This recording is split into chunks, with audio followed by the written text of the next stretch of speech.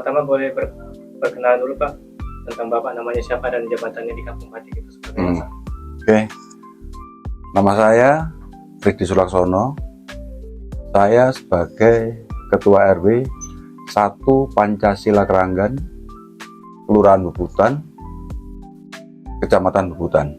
Dan saya juga sebagai pendiri Kampung Wisata Batik Okra.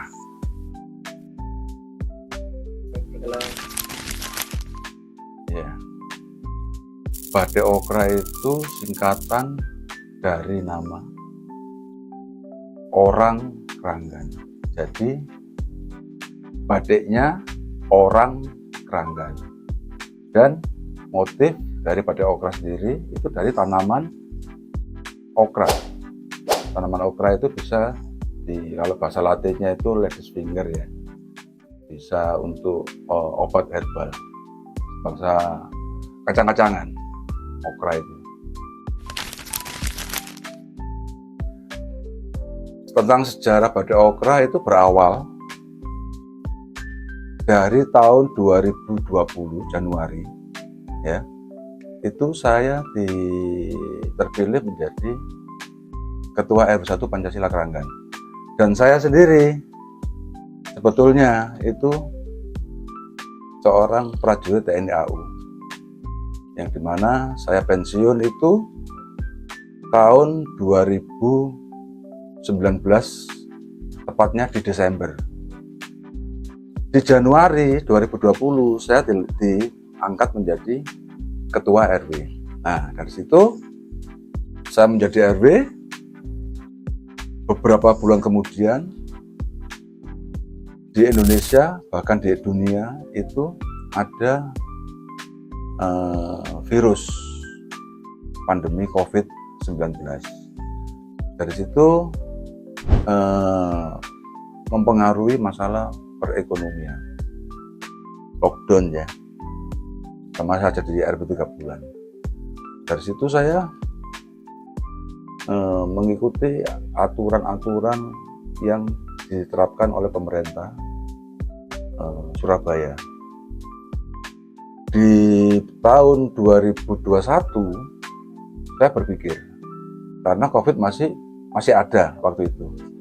Ya, terus saya berpikir bagaimana warga saya, karena perekonomian menurun.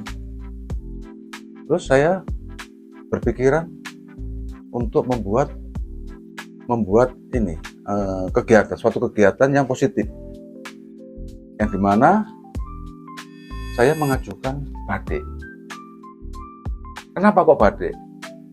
Karena batik itu merupakan budaya asli Nusantara. Kok nggak makanan dan minuman? Karena makanan dan minuman itu terlalu banyak. Akhirnya saya mengajukan untuk kepelatihan membatik. Akhirnya dari saya mengajukan ke kelurahan itu disetujui. Kita pakai dana kelurahan, dakel namanya. Sampai dari kelurahan ke kecamatan, ke pemerintahan kota, DACC, turunlah barang-barangnya itu, perlengkapan batik.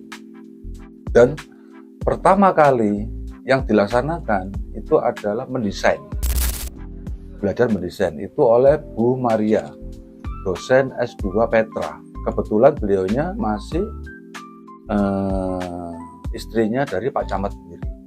Nah, dari situ kita belajar mendesain. Kita memakai 25 ibu-ibu. Dan di situ ada gamisnya, warga miskin. Karena kita mengangkat perekonomiannya warga, biar warga itu tidak merasakan lockdown dan tidak merasakan COVID. Belajar di situ. Akhirnya ada beberapa ibu-ibu itu dia punya ide membuat desain okra, buah okra dan daun okra. Nah, saya tanya, apa itu? Buah apa itu? Ini okra Pak RW. okra. Oh, saya berpikir akhirnya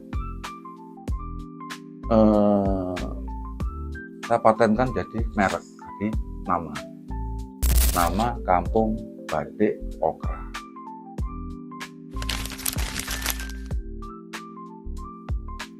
Saya keluar dari pakem motifnya batik, tapi untuk proses membatik itu tetap kita motifnya, prosesnya sama, ada desain, ada mencanting, ada pewarnaan, ada fiksasi, tapi untuk desain kita keluar, kita bercerita di dalam satu lembar batik, kain batik. Batik itu berasal dari nama ambatik. Ambatik itu, amba itu lebar, T itu titik. Jadi di situ saya buat bercerita tentang sejarah Surabaya sendiri, tentang sejarahnya Nusantara, dan sejarah Kampung Kranggan. Nah, di situ kita bermacam-macam. Ada yang Surabaya waktu malam, Surabaya night. Ada yang waktu Surabaya itu zaman kerajaan dulu kan, itu sebelum kota pahlawan ya, sekarang kan kota pahlawan ya. Kalau dulu-dulunya itu kan Surabaya, bahkan Nusantara itu sendiri bisa dikatakan kota maritim, karena transportasinya lewat sungai, dan sekarang masih ada peninggalannya sungai kayak Kalimas, Jagir, Gunung Sari. Nah, di situ kita buat motifnya. Jadi ada sungai-sungai. Seperti ini. Di sini ada, di sini. Itu dapat seperti itu. Terus ada motif saya yang Amukti Palapa. Aku boleh berdiri ya? Boleh. Ini batik saya menceritakan tentang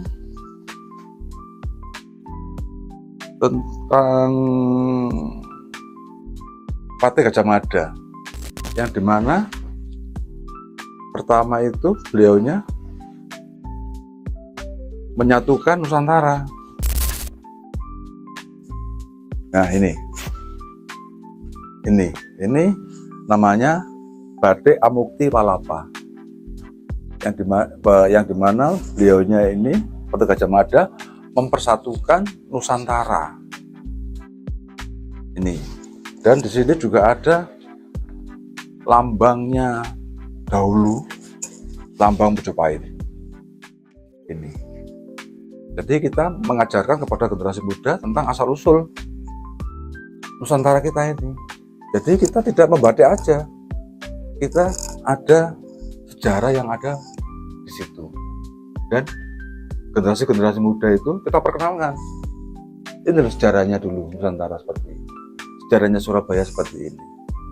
Kalau di Surabaya sendiri saya buat kayak Kota Lama, Tugu Pahlawan, Jembatan Merah. Jadi yang ada ikon-ikon di Surabaya kita masukkan di situ.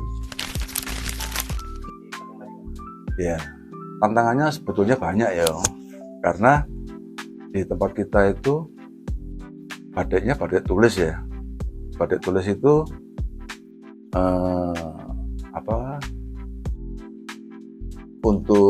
untuk harga sendiri itu relatif mahal ya. Terus tantangan berikutnya itu batik kan itu terkenal dengan batik. Kalau pakai batik itu kan kuno ya. Ya. Saya keluar dari situ supaya apa? Generasi muda itu tidak malu untuk memakai batik. Contoh yang saya pakai ini. Ini batik ini nggak terlihat batik ini. Tapi orang kalau saya bawa keluar, orang nggak tahu kalau ini batik. Padahal ini batik. Itu. Jadi mengajak generasi muda untuk mencintai batik. Tantangannya di situ, karena generasi muda itu Gen Z ya, Gen Z itu istilahnya kalau pakai batik itu pasti pemikirannya itu resmi. Saya membuat batik bagaimana tidak bisa dikatakan resmi. dibuat resmi bisa, dibuat tidak resmi juga bisa. Contohnya seperti ini. Ini kalau dilihat pada saya ini ya resmi ya bukan. Dibuat rapat, dibuat kondangan bisa, dibuat jalan-jalan juga bisa ini pada ini. Jadi itu tantangannya bagaimana seni budaya ya, terutama budaya membatik itu bisa lestari, bisa berkelanjutan, bisa sampai ke anak cucu. Tidak setelah generasi ini selesai, hilang. Tidak seperti itu. Jadi kita pada Okra itu, khususnya pada Okra, tidak ke bisnis. Tidak ke bisnis. Kita larinya untuk pelestarian seni budaya batik tulis. Batik Okra.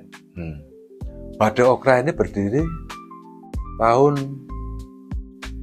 2022. Baru 2 tahun sekian bulan. Prestasi kita yang kita raih untuk batik okranya sendiri itu batik okra ini sudah ke mancanegara, sudah membawa nama harum kota Surabaya, negara Indonesia. Batik kita sudah sampai di Eropa, Belanda, Prancis, Jerman, Australia, Inggris, dan ada yang lainnya. Di Afrika sendiri sudah ada, dari Timur Tengah sudah ada, dari Asia sudah ada, ASEAN sudah ada, Indonesia sendiri dari ujung barat sampai ke ujung timur. Ujung barat itu dari Lubuk Linggau. Kebetulan kemarin itu dari wali kota Lubuk Linggau itu sudah berkunjung di sini. Kalau yang di timur itu masih di Kepulauan Konawe. Kebetulan bupatinya sendiri dia belajar di sini tentang sejarahnya batik. Pekalongan, Jawa Barat, terus Kalimantan Timur, itu sudah ada semua. Semarang. Jadi 2 tahun sekian bulan prestasinya Batik Okra di situ. Untuk prestasinya sendiri di kampung RW 1 Pancasila Keranggan, Kelurahan Bubutan, Kecamatan Bubutan, kita pernah juara 2 kategori. 1 kampung asuh, kedua itu kampung aman. Kita juara 1 tingkat Kota Madya Surabaya. Jadi untuk prestasi batiknya sendiri itu kita sudah sampai internasional, dan di Indonesia sendiri sudah kemana-mana seperti itu. Batik ini sudah sangat mendunia gitu. Mendunia, iya. Boleh dilihat di Instagram, boleh dilihat di Google, boleh dilihat di TikTok. Itu. Amin. Pesan saya pada generasi muda hanya satu: lestarikan seni budaya Nusantara. Budaya apa aja, batik, silat, ludruk, reok, ketoprak, atau apa aja. Yang penting kewajiban generasi muda sekarang harus bisa melestarikan seni budaya Nusantara, karena seni budaya Nusantara itu milik bangsa Indonesia. Kalau tidak generasi muda yang melestarikan, terus siapa lagi? Kita ini sudah tua, sudah meninggalkan dunia. Harus ada generasi penerusnya sampai ke anak cucu. Semoga seni budaya Nusantara ini tetap lestari. Mungkin seperti itu. Saya ucapkan banyak terima kasih. Wabillahi taufiq wal hidayah. Wassalamualaikum warahmatullahi wabarakatuh.